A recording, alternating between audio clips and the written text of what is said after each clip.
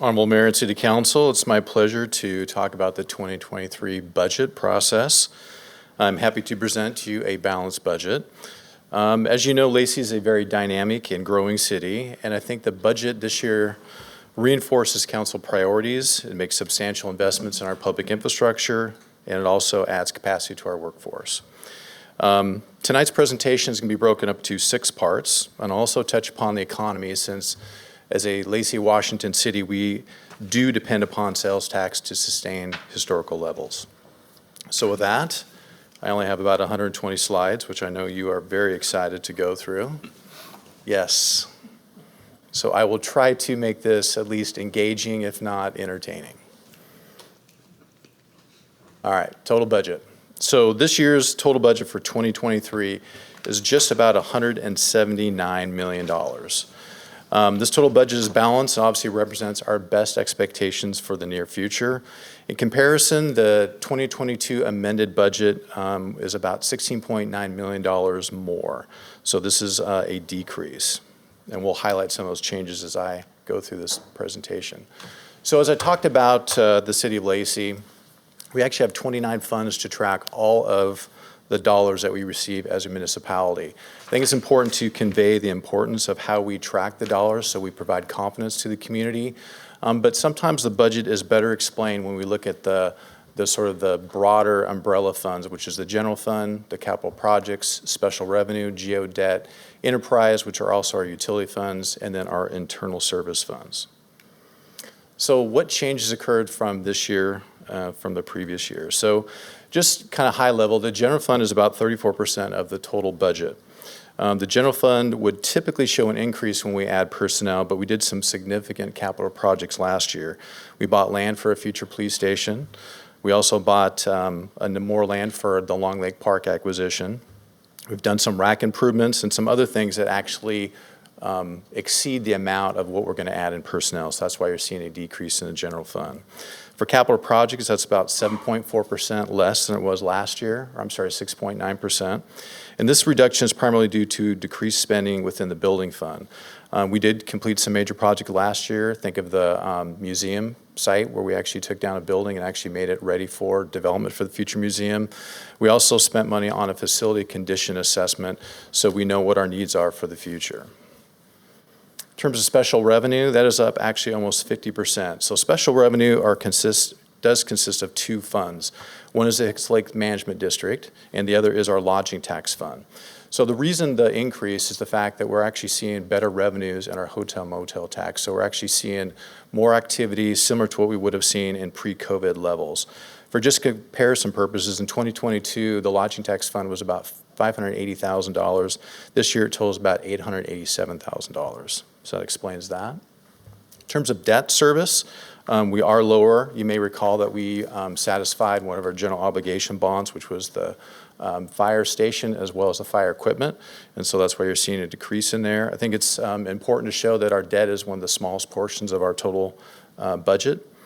Utilities is our biggest portion of the total budget at almost 50%. And although we have increased spending on maintenance operations, we do have less spending in the capital area for 2023, about $9 million less. And then our internal service funds, which are made up of our equipment rental, so think fleet maintenance. And then we also have information services, so our tech. We continue to buy electric vehicles to convert and get away from internal combustion engines and try to meet the state mandate of 2035 to convert our entire fleet to EV or zero emissions.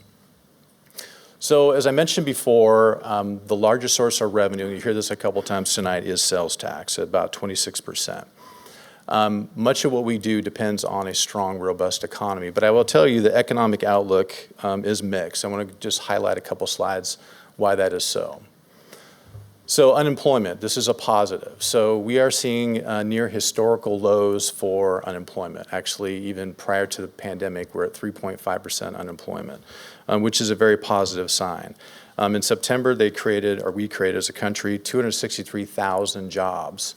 So again, that is something to be, I guess, positive or at least confident that things are looking up. However, we're also seeing a sort of a missing workforce too. About 500,000 people that are 55 and older have left the workforce. And we've also talked about some of our challenges here at the City of Lacey, where we're about 10% vacancy rate within our total FTE. So it is challenging to find employees in this environment. Another positive is that you're seeing hotel occupancy rates actually go up, actually close to 60%. So that is another positive sign that we're starting to recover from pre-COVID, and you're seeing the leisure economy start to rebound from really 3 years of no activity at all. Another positive sign in that same arena is travel. So this is information from TSA. This is your daily passenger data, and we're about where we were before the pandemic in March of 2020. So you're starting to see more positive activity in the airports too. And ironically, we're talking about an airport, which kind of seems appropriate given the level of activity. But inflation is obviously a major concern. You saw this graph last year. It is substantially concerning about the amount of inflation that we've actually experienced. In no month in this year did we see less than 7.5% inflation for 2022. Inflation peaked at 9.1. We have not seen inflation that high since 1981, to provide perspective. So that's a 40-year high in terms of inflation, and as I think you've heard in the news, the Fed wants to increase the benchmark rates, and they plan to do that at least to either 4.25% or 4.5% before the end of the year. So we expect the inflation environment to be a little bit cloudy in the coming months. But then the stock market. The stock market has actually rebounded from pre-COVID. There's a little bit of stuff going on in the market in terms of being jittery, but the things that people are concerned about is obviously inflation, the energy markets, the war in Ukraine, and now there's about 63% of all economists believe we'll be in a recession in the next 12 months. However, the stock market has not completely reflected that yet. From a local perspective, I think we do have some bright paths ahead of us. This is probably some of the most diverse and robust activity. Council had a very robust overview of the development activity. I'm not going to go through all those slides, so that's not part of the 120 slide set. But I do want to just highlight some projects for the public that I think may be of interest. So one is the old Sears building. We don't like to see vacant buildings within the City of Lacey. That is going to have an at-home store, and you can see the elevations right there. And they're also going to add about 8,000 square feet to the footprint. So that'll be, now you actually have full occupancy at South Sound Center. A new hotel is being planned in Northeast Lacey behind the Providence outpatient building, just north of Britton Parkway and Marvin Road. So it's a 136-room hotel that is being planned. That will be helpful for the area. Council was very deliberate and strategic when they wanted to provide more market rate housing in the Midtown area, and that looks very similar to the drawings that you used to see a year ago. That is now being leased. So you have 151 units now available to the public. So that is good news for the Midtown, and it sort of speaks to all the planning that we did in that arena. Pickleball, if you don't know, is the state sport for Washington, and kind of interesting that the 23 Kitchens project is going to build a mixed-use project with 350 units, a restaurant, and 5 pickleball courts. So that is going to be very interesting. So you can get a burger, play some pickleball, or maybe go home, however you do it. Kind of an interesting development proposal. And then Olympia Orthopedics is actually planning to build an 86,000 square foot medical facility off of Britton Parkway, very close to Providence and the hotel. And that's in the planning process right now. So that is a fairly large development to happen in Northeast Lacey. So from an economic standpoint, things are actually very active within the local economy.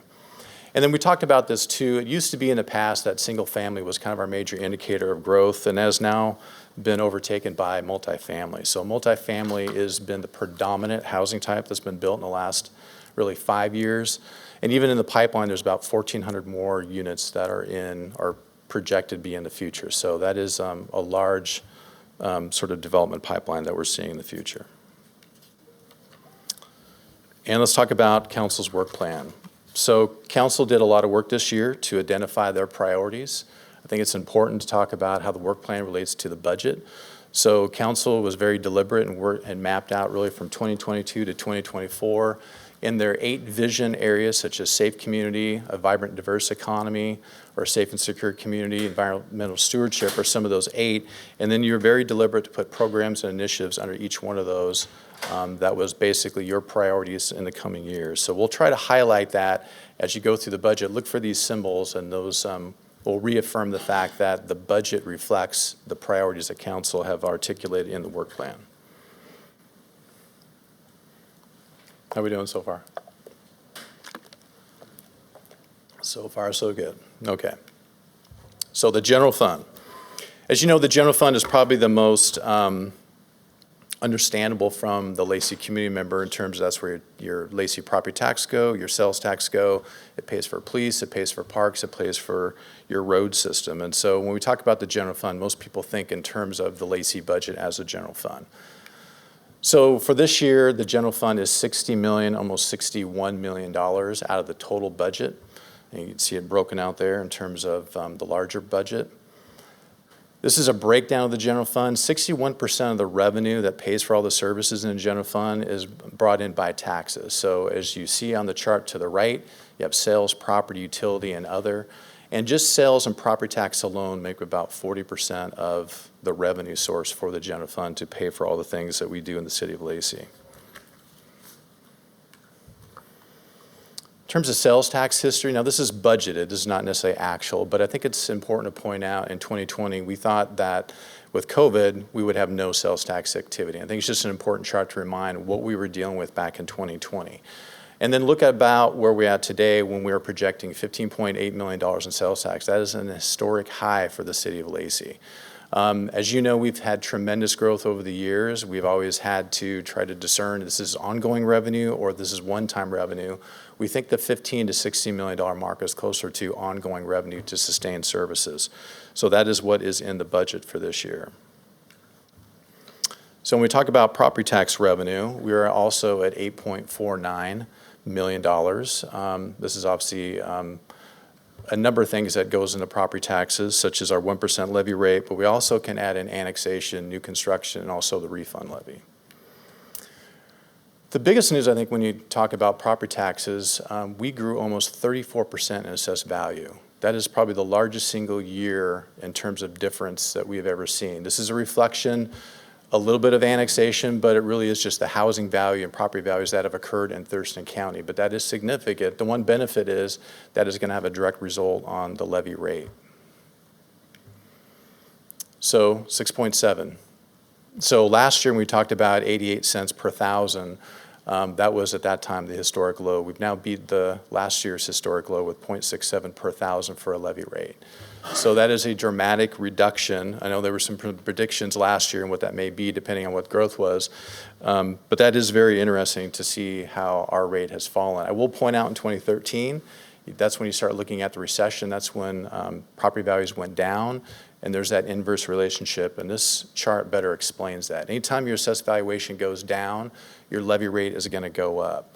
So that is the inverse relationship between the rate and the assessed value of the community. So this is my favorite slide because we always talk about property taxes, and it seems to be the most misunderstood of our taxing sources. So this is a very simplified example. It doesn't relate to the numbers we have in the budget, but I think it's good to walk through. So when we talk about the city of Lacey, you first have to look at what is the assessed valuation of a city. In this example, we're using $8 billion. So by law, the city of Lacey can increase its property tax limitation or regular levy by 1%. So how that works is, let's say we had a levy rate last year of $7.5 million. By law, we can increase that by 1%, which would be $75,000. Then that would be added to the new levy for the coming year. So again, this is just a math formula. People get concerned like we somehow set the rate. We don't know the rate until we actually figure out what the prior levy is. We add our 1% and some other additional issues, and then we need to also look at what is the assessed valuation, because that amount, that fixed amount, gets spread over the community.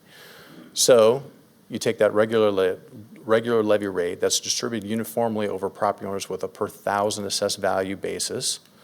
Then you do the formula. So in this formula, we have a $7,575,000 levy rate, or levy, excuse me, and you have an $8 million or $8 billion assessed value. Divide that by 1,000. You go to the calculation on the bottom, and then you basically divide that, and you come with your levy rate, which is going to be basically 94 or 95 cents per 1,000. That's essentially how taxes are calculated. I know we get wrapped up and say, well, this is the rate, we impose the rate, but it's actually a formula. We don't know the rate until we actually know what the assessed valuation is and until we do our 1% calculation. So there's your primer on property tax. So when we talk about the general fund, this is the major general fund revenue sources. So we mentioned sales tax, we have service fees. Service fees are those things that offset direct costs. So this would include development fees, about $2 million for this year. We also have about $900,000 within our park system. And then we also have internal charges from public works that we do charge to the enterprise funds, which is calculate about $6.5 million. Utility tax, that's 6% that you see on like your cell phone bill. And others that raises almost $9 million. Then we have shared or property tax, we talked about that. You have B&O tax, state shared revenue, which comes from fuel, liquor, and criminal justice tax, as well as marijuana revenues. That's about 1.78. We also have an indirect charge, and this is the charge that the general fund charges utilities for the management of those utilities. And then other is a combination of things of our beginning fund balance, also interest earnings, and a multitude of funds that come up to about 10.22 that bring up our general fund revenue. So then when you look at our major expenses, you can say Scott Ager is the most expensive department within the city of Lacey. He is needy. So, and the reason that is because he does have the most employees, but that's about a $16.4 million annual cost. That's followed by police. We have capital transfers, and you can see the rest. I will point out that we've been increasing our investment in social services, and that's going to be at 1.14 in 2023. So I like to break down what things cost, because I think at some point we lose context when we start talking about millions of dollars, and what does it cost to actually provide service to the public. And I always think of sort of the 3 Ps. You think of parks, you think of pavement, and you think of police. So let's start off with parks. So parks, just in general, that department is a $2.6 million investment. And so that provides all the offerings of classes, the programs, fitnesses, day trips, and sports. And we have about 1,100 participants per year, or I'm sorry, over 50,000 participants per year, plus the 15 community events that we do on an annual basis. Then when we talk about aquatics, we do a great job of teaching people how to swim. So we have about 2,500 participants in the pools that we manage, including open swim if you want to use the pools, which are at River Ridge, Timberline, and also North Thurston. And then you talk about some of our greatest parks that we have in the city of Lacey. So Regional Athletic Complex. So as we talk about, that is booked more than 50 times out of the year. It's a great sports complex for soccer and softball and baseball, but it also serves as a general park for the public, actually a regional park. And then we look at Rainier Vista, which is another great park off of 45th Avenue. That's about a $500,000 investment a year, and that's where we host our 3rd of July event. And then when you talk about our remaining 1,000 acres of parks, you're looking at about a $1.9 million just to maintain really one of the best things that we get compliments all the time, which is our park system. So that is really what it costs to maintain our park system and our Parks and Recs department. $6.9 million bucks. So let's talk about pavement or streets. So we do a lot in the streets department. We have over 5,000 streetlights. We have over 383 lane miles, 213 miles of sidewalks, and over 8,000 street signs that we have to maintain. The department is about $1.6 million to take care of some of those items. That's just the base employees that we have. When we talk about roadside and roadway maintenance, that costs about $1.2 million to do what we talk about. I mentioned the street lighting. That costs us about $840,000 on an annual basis. Look at the signs and markings. That seems like a pretty good value for 8,000 signs that we have to maintain. And then sidewalks is about $330,000. And so all told, that's about $4.5 million. And not to be outdone, we spend about $100,000 on snow removal each year. So, unless it doesn't snow.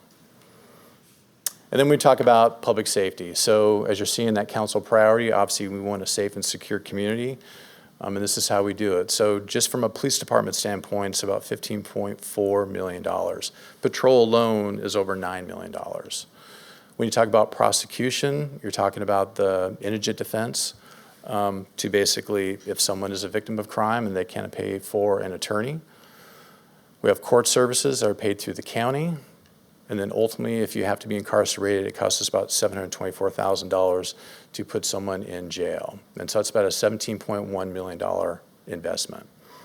Now, we always talk about the cost of sales tax and property taxes. This is a good reminder. If we took all of the sales tax, we'd also need about 16+% of our property tax just to pay for this one service in the city. So that provides a good overview of just what things cost within the city. So here's another breakdown as we talk about our most important asset, which is our employees. The majority of our general fund is made up of salaries and benefits, about 67%. And let's talk about really general fund workforce addition. So we are going to be adding 8 new employees for the 2023 budget. We talked about this at the budget workshop. We're going to be adding 2 lieutenants. This is part of a succession plan in terms of how we're going to manage and improve our span and control and oversight of the police department. We're also going to be adding a detective to basically assist in just the additional demand that we're seeing in that area. We're also going to be adding a social service coordinator. As you know, homelessness has been a priority issue for this Lacey community, really going back 10 to 15 years, and it's been a growing issue. As you know, we're an active partner in the Regional Housing Council, and this is just one of those areas that we have 3, if not 4 different people working on it, and it's just time that we need a dedicated resource to that priority. As the most diverse community in Thurston County, our organization would benefit from a DEI coordinator. I think this signals our commitment to inclusion and also aligns with our organizational values of diversity. So that will also be included in the 23 budget. And we talk about coordinated planning. As you know, we do have priorities in our climate action plan. We're also working on a regional framework with our partners to do climate initiatives. And again, this is just another position that we have at least 3, if not 4 people trying to cover that. This would give us a dedicated resource to actually monitor that program. We also have additional dollars for our own programs that we'd like to have managed directly, and that will help that process. Parks comprehensive planner and coordinator position is sorely needed within the city of Lacey. If you think of the future projects that we just have kind of in the pipeline, we have a future museum. We have more phases of the Great Cuyo Park. We have a RAC Phase 3 future phase at some point in the future. We just acquired the Long Lake Park, and we need to do some master planning of that. And just even small park improvements need that additional resource to make sure they're done correctly and appropriately. And then a housing coordinator is the final position that we're including in the budget. So again, this is to provide capacity in the community economic development department. We have an award-winning ADU program. This is a position that can help promote and advocate for that. We also have affordable housing initiatives that need to be worked on to also meet our comprehensive housing goals, as well as assist with permanent supportive housing projects. So again, that will be another resource. All told, these positions add about $1.13 million to the general fund budget. So when we look at our workforce, this is always just a good reminder. We have 321 FTEs if you add in the 8 employees that we're talking about. 81% of those employees are funded out of the general fund, and the remainder out of our utilities. This shows you really a timeline of how we've added employees. It's kind of interesting. It kind of sort of speaks a little bit to our growth, but during the Great Recession, we were essentially flat. We also actually dipped below our FT count in 2013 through almost until 2017. We did not recover the level of FTs that we had. And then we've sort of been on this path of growth in employees to try to keep up with just the population that we're trying to serve. And so for 2023, we'll have 321 FTEs. This chart tries to at least demonstrate, where we're at from a full-time employee per 1,000 benchmark. It's not necessarily scientific, but it does show sort of a trend in terms of, we're trying to keep up with growth. If you went back 2010, you can make an argument that we're not quite keeping up with growth. You could add more positions, but we also have to pay attention to affordability and sustainability of that workforce. And so when we talk about that sustainability, just for the benefits as well as the salaries of that workforce that we talked about, That's a $36 million bill. And so you can kind of see the growth that we've had just in the 3 last budgets that we're talking about. So again, we need to make sure that our budgets are sustainable, that we can actually meet the essential needs of the community, but there is a cost to provide the labor to do those essential services. So let's talk about some of the public investments that is coming out of the general fund. So one, obviously, we are going to continue the neighborhood grant program, about $60,000. We've had some discussion about expanding the program to non-formalized HOAs or neighborhoods that identify as a neighborhood. So that would be an expansion of the program. Obviously, we're supporting our veteran community. I think Lacey's been a leader in supporting our veterans. We have $230,000+ to do the Lacey Veteran Services Hub. Interestingly, last year we exceeded 8,000 client appointments. That's the largest amount we've had in a single year. So it just tells you the invaluable resource that we have actually created within the region. We have on track to do the Mayor's Gala in 2023. As you know, that was an event that was started out of the 50th anniversary of the city of Lacey, and that is held every odd year. If you've been to Woodland Creek Community Park lately and walked the pedestrian bridge, we've been getting several complaints, and there's concern about maintenance, so we are going to replace that bridge. Back in the day, we were able to use drive maintenance vehicles over that bridge, but it's no longer sustainable, or there's concern structurally if that can actually sustain the weight of a car. And so we will replace that, plus also fix some of the embutments or shore up the embankments for that bridge. Do you have a question, Councilman Greenstein? Oh, okay, sorry.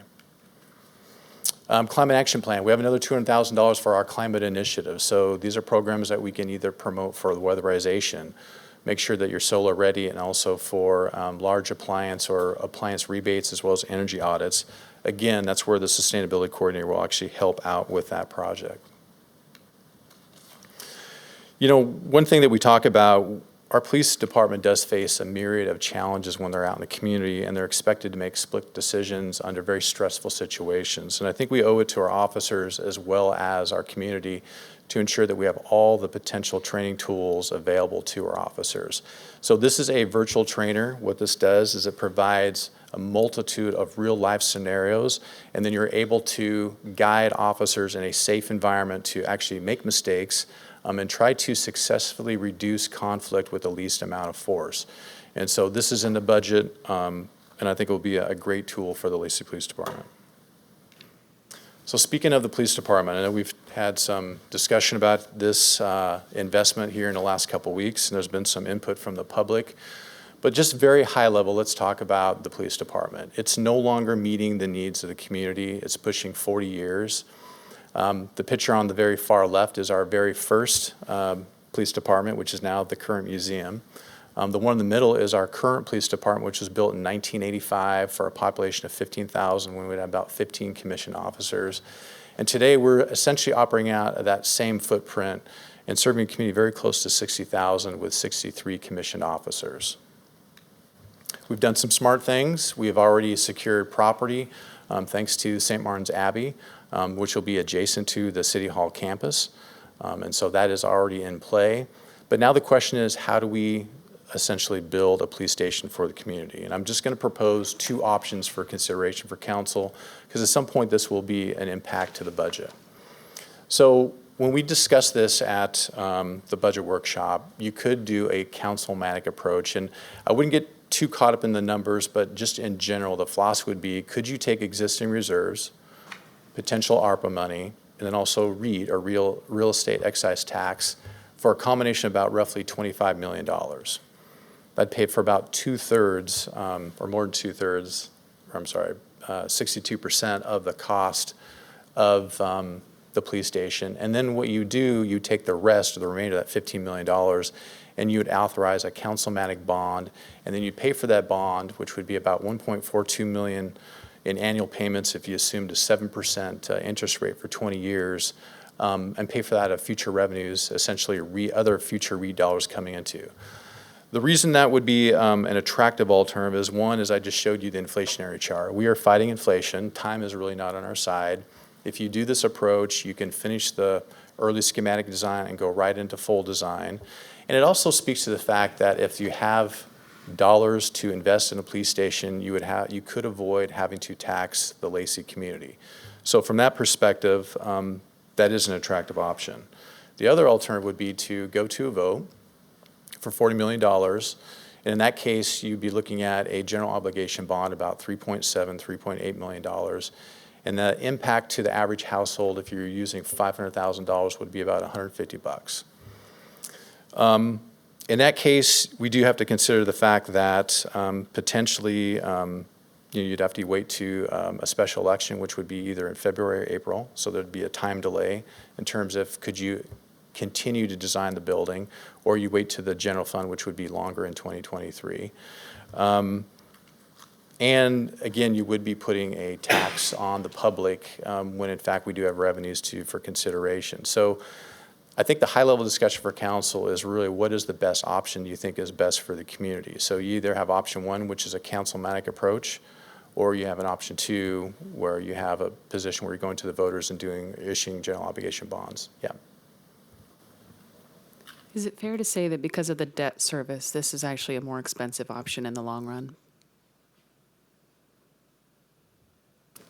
Yeah, it would be to the public, absolutely. Because of $40 million over 20 years. Yeah, correct. In terms of just burden on, but you're shifting the burden on the community versus the city finances, if that makes sense.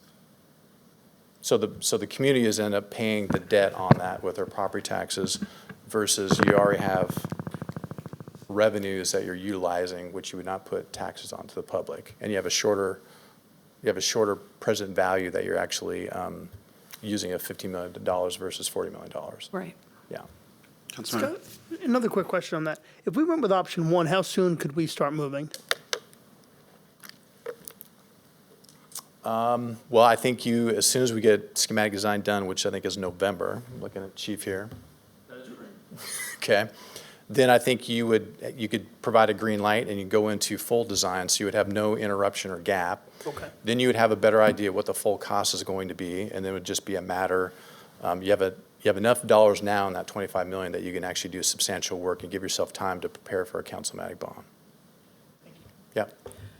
If we committed only part of the ARPA dollars to that, let's say 3.5 mil, do you know how that would work out in terms of impact, and could we find a happy medium there? Yeah, I think, and this is where we go back to the buckets. I think we need to be realistic in the fact that the police station is a multi-year project. And so at some point, if you wanted to reduce that bucket, say by 3.5, we could probably figure out another way to get another 3.5 to replace that if that's the decision of council. So again, I think in terms of community, I think we have capacity to do both projects if we're talking about a permit supportive project. Yeah, so obviously this is something that is new information that we've just recently had. I've spoken to the city manager about this and try to talk about what is a possible path forward. I think we have identified possible $3.5 million that we could put towards the permanent supportive housing project that you're talking about, and still put all these ARPA dollars towards this project.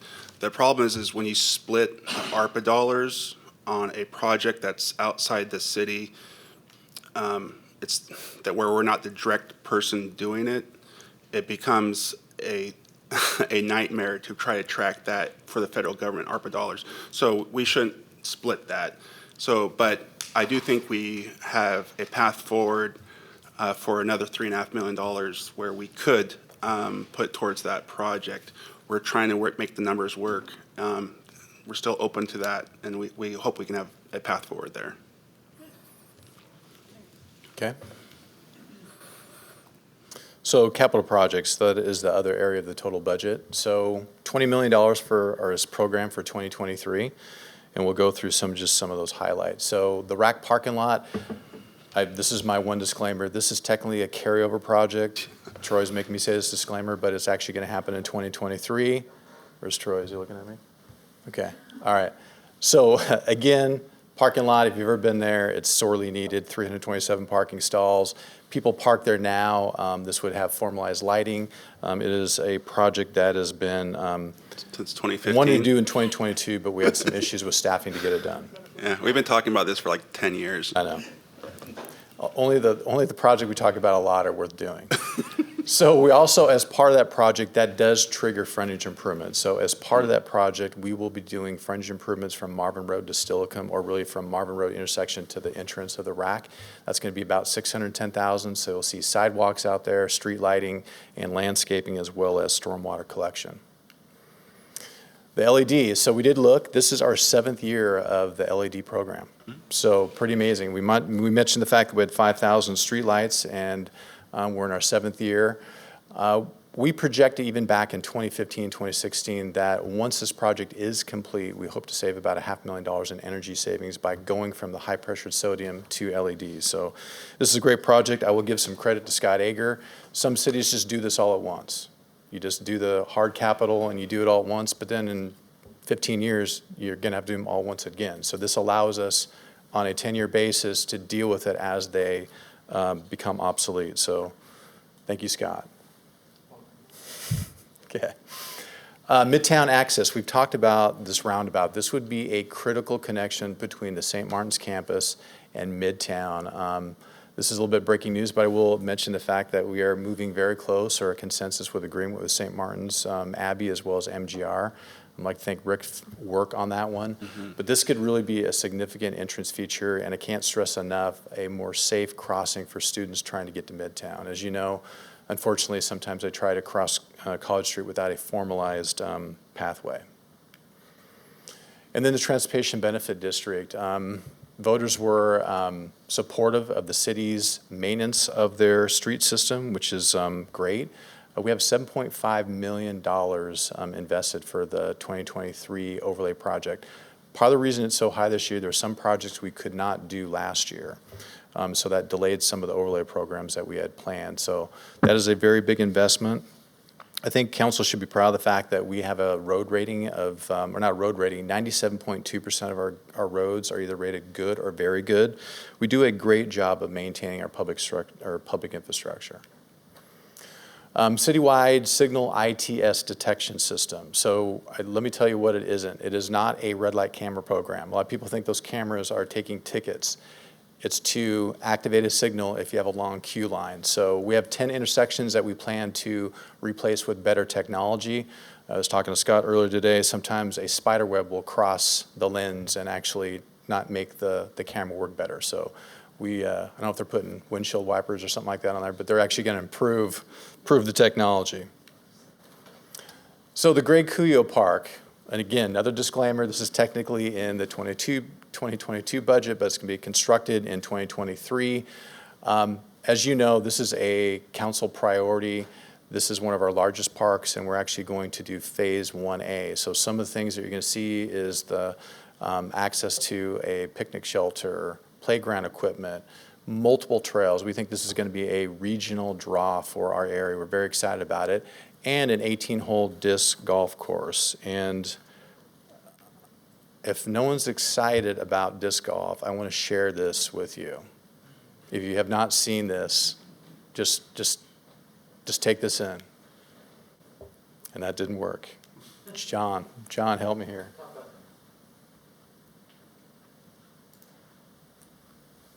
He's a ways back, and he's going to have to still make the dog leg. He's got a lot of space out there to the left. We'll see how aggressive of an angle he puts on this, or if he keeps it more neutral and just lets the disc drag over. He's using that envy again, so it's a putter.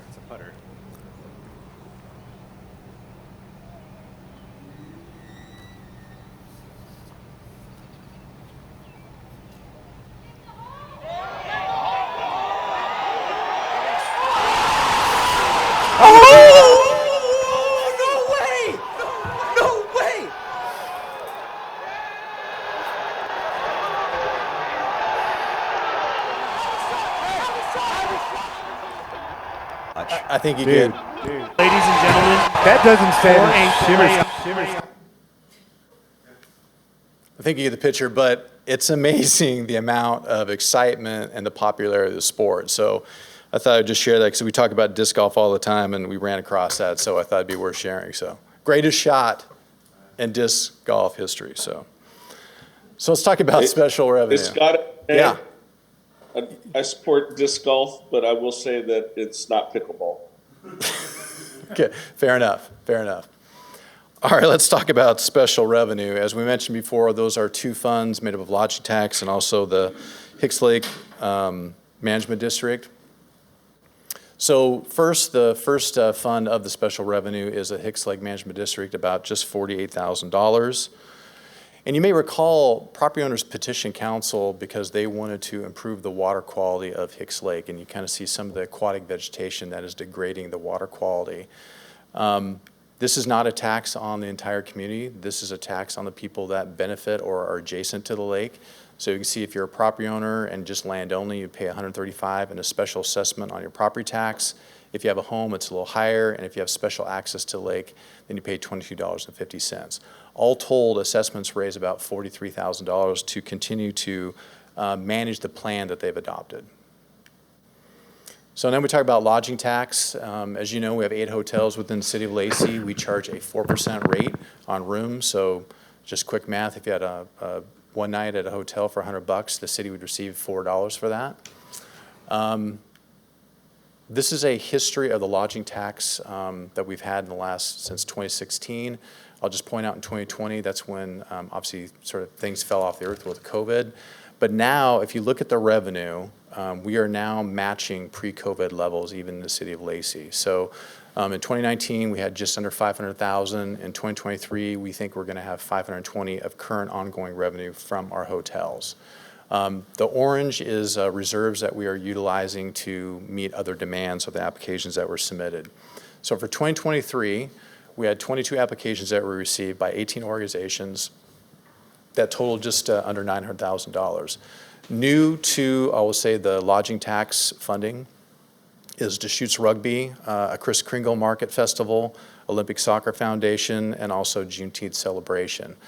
You may recall there was a capital request from the Washington Center, and the Lodging Tax Committee recommended spending $250,000 out of reserves to support that request. So the budget has all those items included in it, and we still have some reserves left over after that investment. So enterprise funds. So as I mentioned before, enterprise funds are the utility funds. They do make up 50% of the total budget. It's the largest portion of the budget. Hard not to talk about water, and we'll go into wastewater too, but we are projecting just within the capital improvements a $125 million investment within water infrastructure. That is a significant investment over the next 6 years. And that is why when we talk about rates to support the capital investment as well as the operations and maintenance, we are recommending a 5.25%. Now we're just asking for a single year increase for this year, but we are projecting out that at some point by, if you look at 24 through 2027, the consultant is recommending similar rate increases for those subsequent years to raise sufficient capital for that. Very similar story in wastewater. We have a $44 million capital improvement investment, and then we need a rate structure that will support that capital investment as long as the M&O, as well as the M&O. So we're looking at 9.5% increase. If you look down on that chart, that equates to about a $76.77 in terms of a monthly charge. And again, that also extends out till 2027. This is a look of 2022 and 2023 when we look at our M&O, our capital, and debt.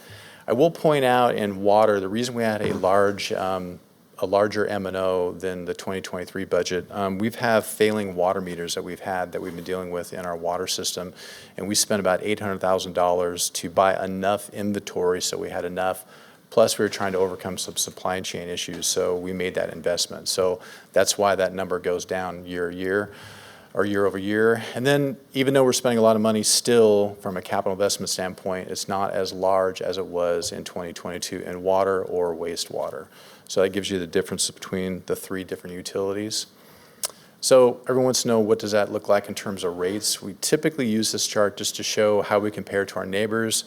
I'll be quick to point out, though, we have very different systems. We have wells. Olympia has basically a water source that's not dependent on wells. Tumwater is a different system, different age of system. But for the 2023 proposed budget, we're looking at basically $127.84 if you combine the water, wastewater, lot, and stormwater. A big portion of that does go to lot, of that 49 cents. About 2/3 of that will go to lot as a pass-through. One thing people don't appreciate, but it's always good to point out again, when you start thinking about what a city does, 2.7 billion gallons of water produced annually and delivered to basically our residents, that is a phenomenal amount. We have 20 wells that we have to maintain, 400 miles of water mains that we have to maintain. Again, on the sewer side, 1.5 billion gallons of sewer that we collect. And so when you talk about essential services, I know we think about public safety, but you really cannot get more essential when you're talking about water and sewer. And even on the stormwater side, 5,200 catch basins. As much as it rains here, that is a critical facility that we have, and over 100 miles of stormwater pipe. So that is why you see the amount of investment in our utilities. So let's talk about some of those utility improvements that we're talking about for 2023. So we started this project this year, but we still have more work to do. This is the Terry Cargill Reservoir. This is to help with pressure zones. This will be a 1.25 million gallon reservoir. And that does look like a golf tee, but that is the first design that we've ever done. It's the most efficient design that we can come up with to what we need to accomplish. All told, when this project is done, this is a $15 million project. So you start to understand maybe the scale and scope of those projects that we're doing. Another project that we're looking at is Lift Station 19. We call it rehabilitation, but it's actually a removal or replacement of an existing lift station. Our current lift station is 32 years old. It's on Willamette Drive in Northeast Lacey. This project will replace the existing lift station, and we'll put in our standard submersible pump, our valve vault, our permanent on-site generator, and security fencing, and that will be a $2.8 million project for 2023. We also have the lift station number 3 replacement. This is actually our oldest lift station at over 50 years. You may recall we did our phase, which was our design and site prep. We're now starting construction on that. We have $1 million to start the construction. This project will be more than that once it's finally done. We're also doing the golf club water main project. So this water main really goes north of 14th and south of 21st. We are replacing asbestos cement pipe. It's in poor condition. We have about 2,500 linear feet of pipe that we need to replace. And we're also having an additional scope that we're going to add to this. We're going to replace another 1,300 linear feet of water main from Golf Club to Slater-Kinney. In conjunction with that project, we're also doing wastewater improvements, so you don't want to tear up a road twice, so that makes sense. So that's a $3.5 million project. So Slater-Kinney sewer main is at maximum capacity, and we're going to divert some of the lift station outfall to Golf Club, which is the most effective cost solution for that. And this project includes 2,000 linear feet of pipe as well as 4,000 linear upgrading of pipe that's in our existing gravity main. So that will be a significant project for 2023. Probably understand that this is sort of basic chemistry, but you want to get close to 7 as possible when you talk about your water when it goes into domestic pipes. Sometimes if it's too acidic or it's too much base, then you start to have some caustic issues with the soldering within pipes, and it's not good if that enters in the drinking water. And so working with the Department of Health, we have a couple projects that will actually help with our pH treatment to get it closer to neutral. So this will be in Madrona's 1, 2, and 3 wells, and that's a $750,000 project.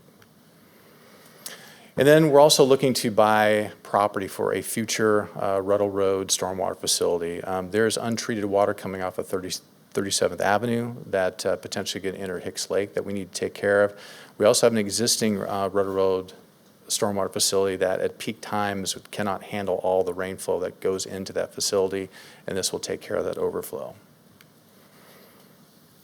Okay, let's talk about debt.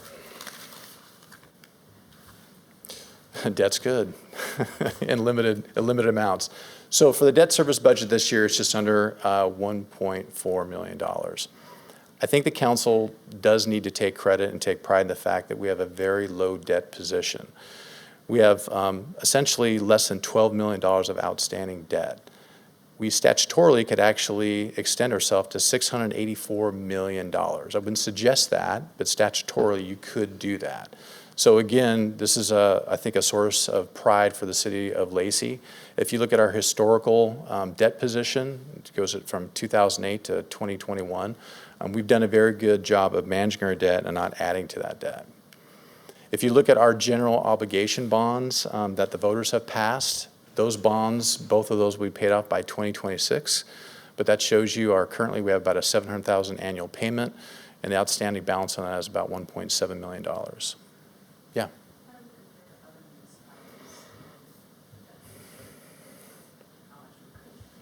You know, I haven't looked at that, but I got to think that we have probably one of the lowest debt positions of any city. I don't know if, Troy, do you have any insight on that? It's low, but exactly how low it's. Yeah. Yeah. And if you look at our total debt position, this would include not just voter-approved debt, but this would also include our debt in utilities, which is those revenue bonds, but also a councilmatic bond that we did with the RAC to expand Phase 2. And that, you see the totals there, but from an excess levy standpoint, we're adding about less than 5.5 cents per thousand to voters to pay those two remaining debt instruments. Utilities take care of the debt, which is up there by the 2013 revenue bonds. And then the PFD, the revenue that comes in for that is taking care of the limited term general obligation bonds. And now our internal service funds. So internal service funds, and I'll just kind of jump to it, but that's $6.8 million. Our internal service funds are our equipment rental fund and information services. So you have about 3.9 and 2.9 respectively. We have over 200 vehicles in our city fleet. So that is a large amount of vehicles, our rolling stock that we have to maintain with the shop and mechanics so we can perform our job. We have 750 plus devices. So think about that. Even council members have at least 2 devices. You know, you think of your phone, you think of your iPad. It's not uncommon for an employee to maybe have 3, if not 4 devices. And so that is a lot of technology to maintain and also pay for and replace. I think the big story in this fund is the fact that we, again, are trying to convert our fleet over to electric. So we have 12 vehicles that we are going to either do EV or zero emissions. So on the far right, if you look at, we're going to buy F-150s to replace Jeep Cherokees with Chevys, Ford Escape. We also are going to invest in a Ford E-Transit all-electric van. We get one of those. And then, believe it or not, we're going to be replacing our forklift, our mowers, and actually do an EV equivalent. So we will not be using basically fossil-based fuels to operate that equipment. So we're coming to the end of the presentation. This is sort of the value proposition.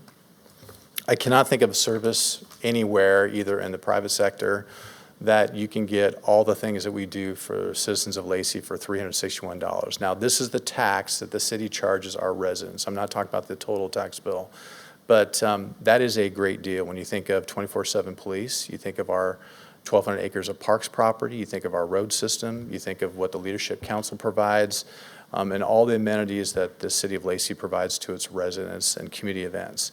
That is a great bargain, and it's something we should laud and celebrate. When we look at other values, I'll just point out cable. It's amazing how expensive cable is these days. So that is your average cable bill, and people, I don't know how much you can consume of $2,600 worth of cable, but when you compare that to our property tax bill, that seems like we're a better bargain.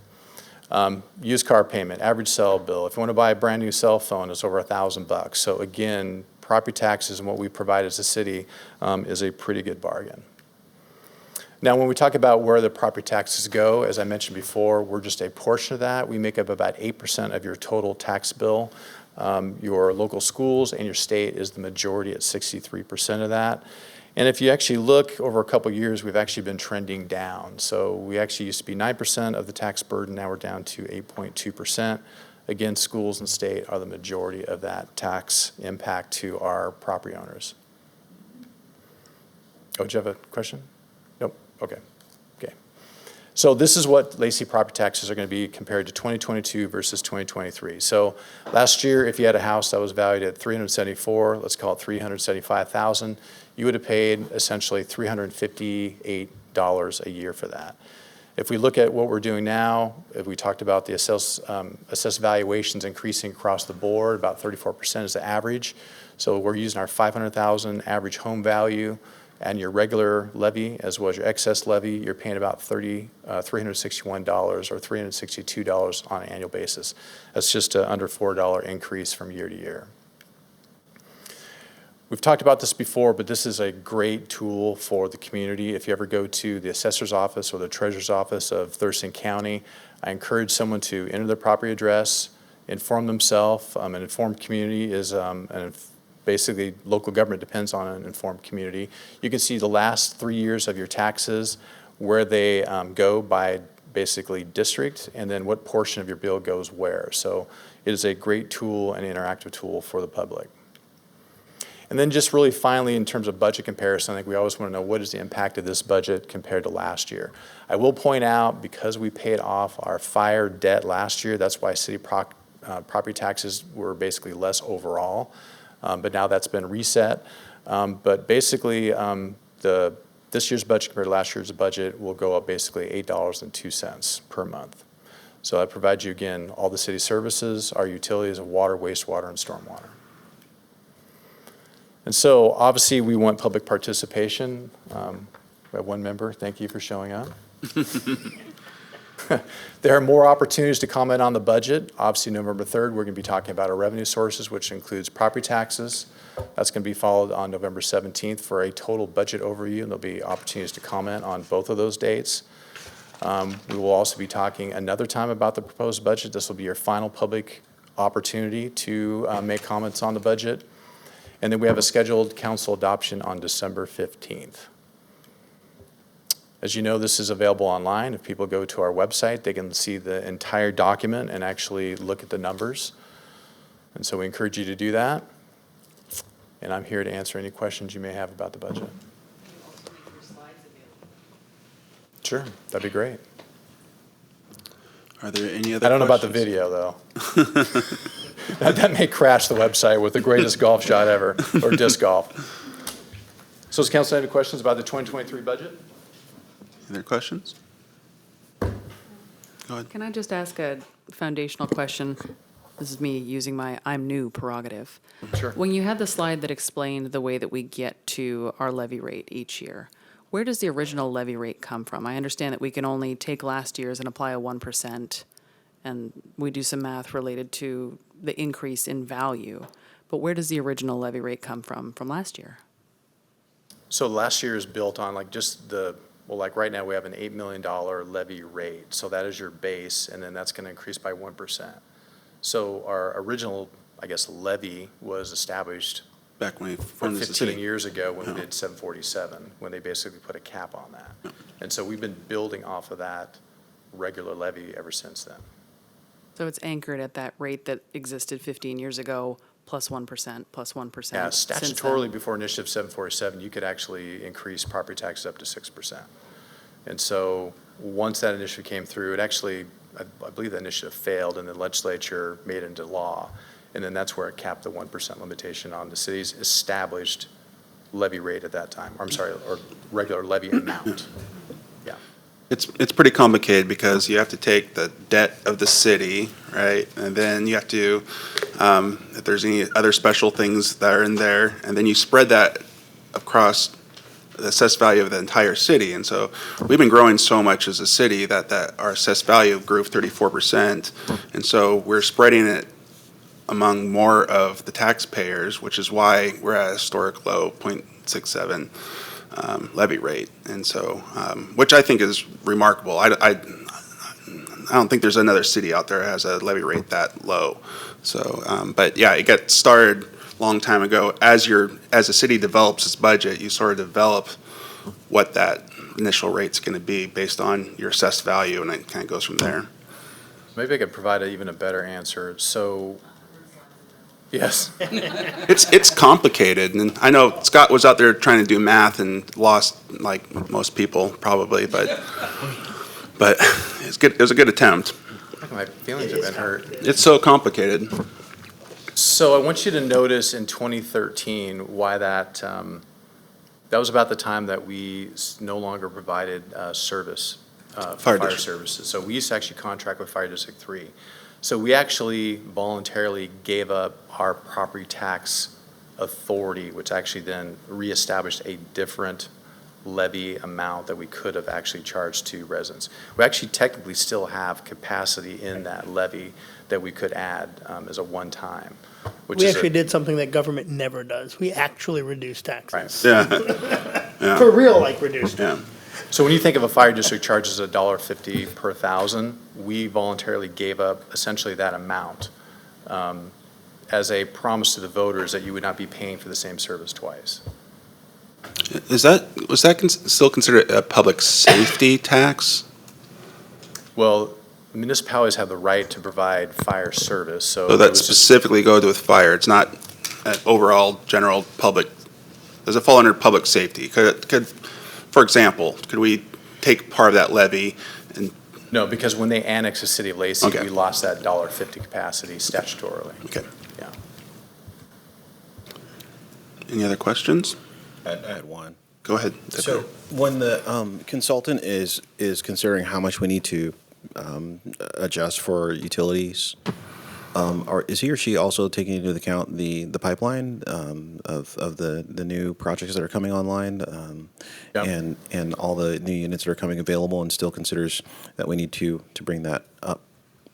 So your consultants will be looking at the system-wide needs. That's the kind of maybe the first initial analysis. And then the question is who pays for it? So then you're looking at projected development, because if they're causing an impact and technically you have the ability to charge new development because they're causing growth in the system. So that should be paid by development essentially. And then you have the base system that then the regular customers have to also maintain and pay for. And at some point, you grow, and then you're going to have, say, if you have pressure issues, you have to replace outdated say, equipment or wells or whatever that is, that's also factored in there. So you have a combination of growth, you have development, as well as just what the needs are of the system, and then you have a combination of factors how to pay that off. Go ahead. It's not really a question, but more of a comment. I think at some point in the near future, we need to look at doing a multi-year. I mean, we're looking at it every year as far as the rate. We now have, and that made a lot of sense before we had the studies done. But now that it's done, I think we need to, at some point in the near future, look at a multi-year rate on the utilities rather than addressing it each year. Just throw that out there as a comment. If I could be so bold, I mean, we know what the rates are supposed to be. If council wanted to have that discussion as we talk about the revenue sources, that's something council could do and make that a multi-year rate. Yeah, I think it's worth looking at now because, when we were still in the process of having those studies done to determine it, made sense to do it 1 year at a time, but they're done. We know what the rate need is now. Under what circumstances would we not follow the guidance from the consultant? Like, what would happen to cause us to depart from what they recommend? Then we wouldn't do the capital projects that we have scheduled. So we have had this conversation about, do we do a multiple year rate, or do we do it every year? I think there's been some unknown, reason why we didn't do it is because there's some unknown saying, are there going to be other funds that we can use to help pay that rate down? And I still think there are some other some opportunities out there to get some federal funding for some of our water stuff that we're looking at that may affect the rate too. And so I think as the budgets come out and the new federal funding comes out and we take a hard look at it, we can make a decision of where our rate's going to be long-term. The other thing is I've always haven't felt comfortable about committing a future council to a rate.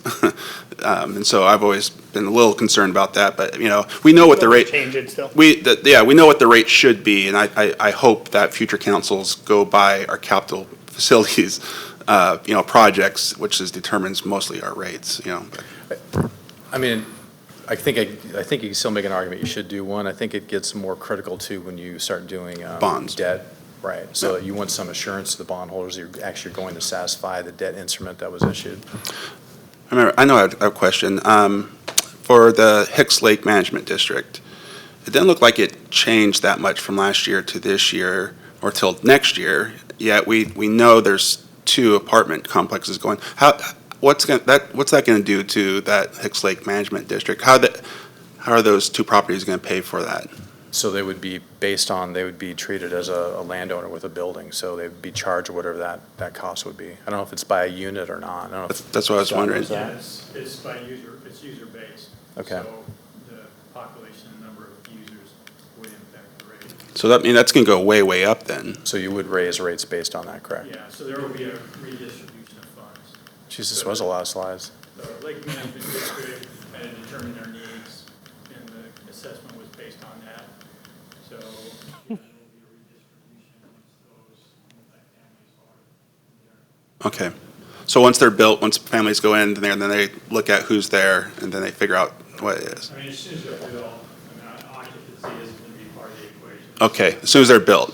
Okay, got it. And we've done, well, the district, I'll give them credit, they've done a great job of Yeah. actually improving the quality of the water. So we've gone to utility committee a couple times and shown the aerial photos and the drone photos, and they've made substantial I mean, improvements. this is by far, I think, the cleanest water in Yeah. Thurston County right now.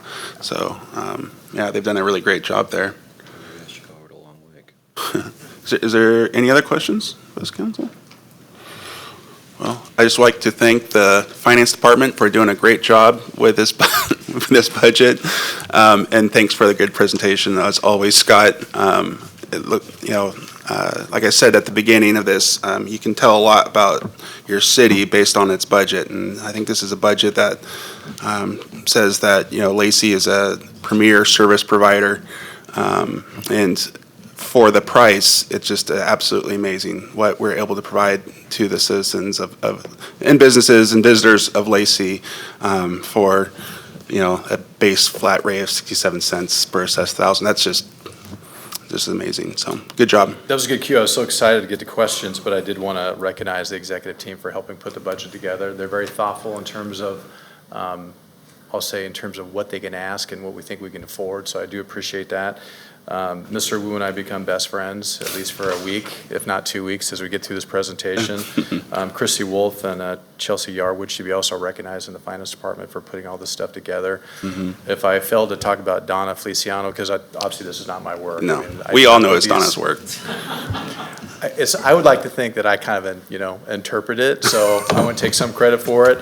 I do want to point out, too, that a resident took a picture of this beautiful sunrise, and so Sonia Eckenroth took this and gave us permission to use the photo. So I think that's sort of apropos that we have a great future, and so the sunrise makes a lot of sense. I was wondering where the Mariners reference was this time around. There you go. A bright future. Bright future.